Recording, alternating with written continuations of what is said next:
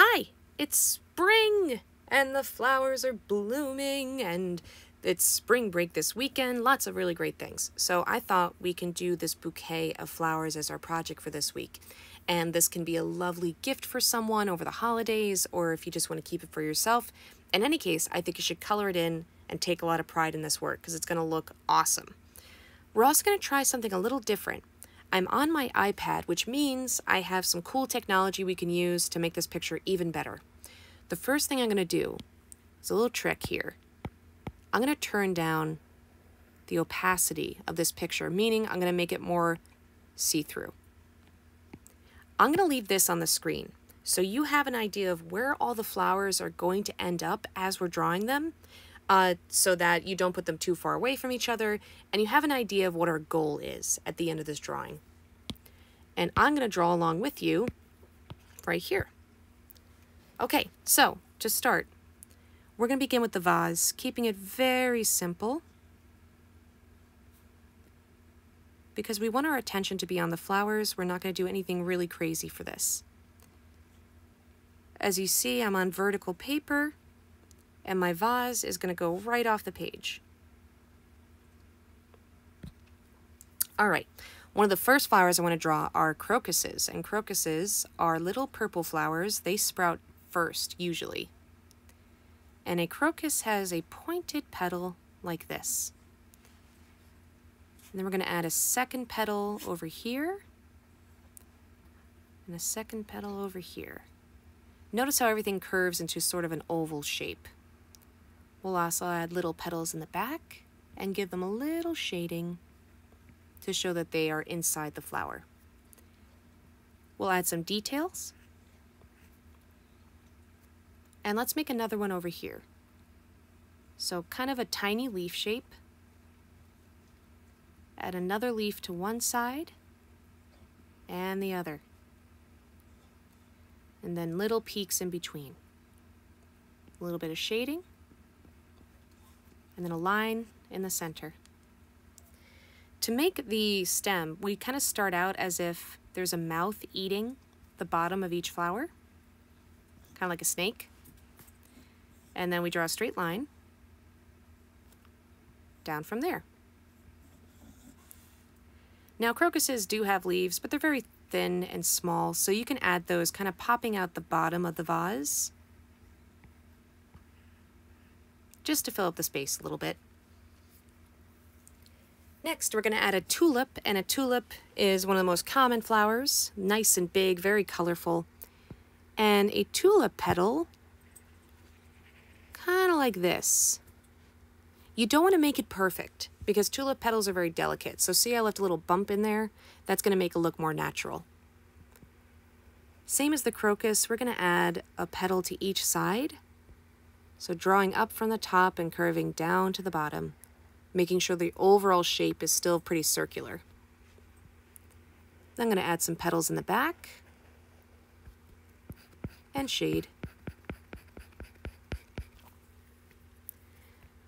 A little bit of detail. And then tulip stems are really straightforward. They just go right down from the tulip into the vase, like so. Let's add some leaves though. So the leaf is going to come right from the stem and wobble its way up and back. Little line in the center. And let's add another wobbly leaf over here.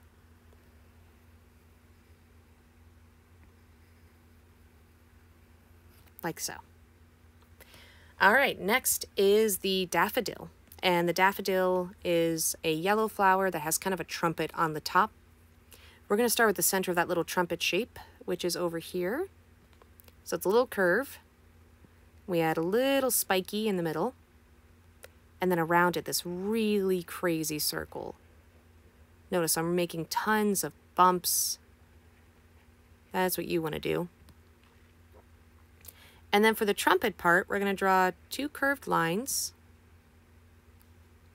And then a curved line at the bottom. Kind of looks like a sea anemone. We'll add some detail, little curved lines there.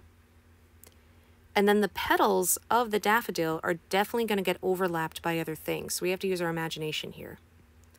The petals are like a leaf, but much fatter. See that? Little detail. And now I have to use my imagination. I can't see the whole petal because the tulip leaf's in the way, but I think it probably would stick out a little bit here. And then same thing here. My daffodil leaf starts here, and it's probably going to end up on the other side of that tulip leaf. Now, if yours is further away and it doesn't make sense visually, then don't add it. But you have to imagine that these things are really overlapping each other. The stem of the daffodil does not go here. It actually comes from back here. So I'm just going to draw a little line to show the back of the daffodil stem coming down. All right, next I want to draw a Black-Eyed Susan, which is a yellow flower with a big black dot in the center. We're going to start with that. And again, it's going to be a really squiggly, kind of crazy looking circle. And feel free to fill that in. And Black Susan petals are ovally with a little bump on the top. And the first thing you're going to do is kind of go around adding petals.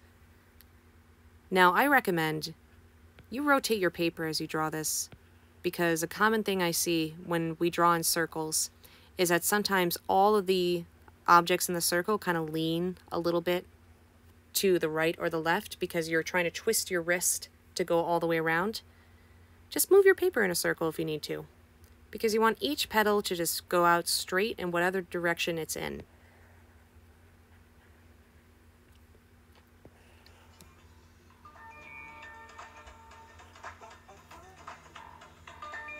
Sorry. Go like that. And like that.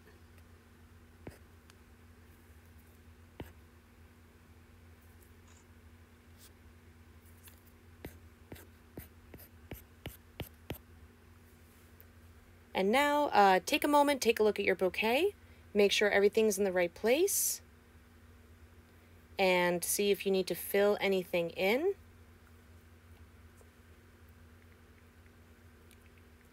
And let's add, I'm going to put some ferns in because I think that I have some empty space. So a fern, very easy to draw. I'm going to put a line, and the top of the fern looks like this. And then I'm going to add little dots on each side. And each dot is going to get a little bit bigger the further down the line it goes.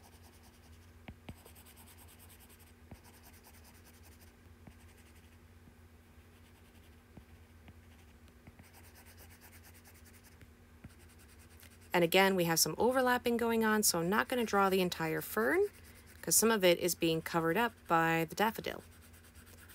And that's the habit you should start to get into with your drawing. It's okay and it's good when things overlap. Things overlap all the time. And we'll add another fern over here just to balance out. I want some symmetry.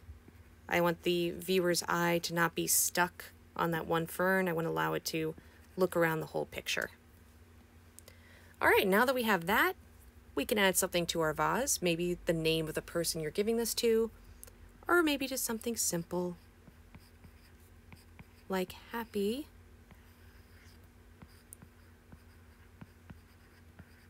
Spring. I will include a picture of all of these in their correct colors so that if you want it to look very accurate, you can do so. But I cannot wait to see how you guys do in this. Have a wonderful spring break if I don't see ya.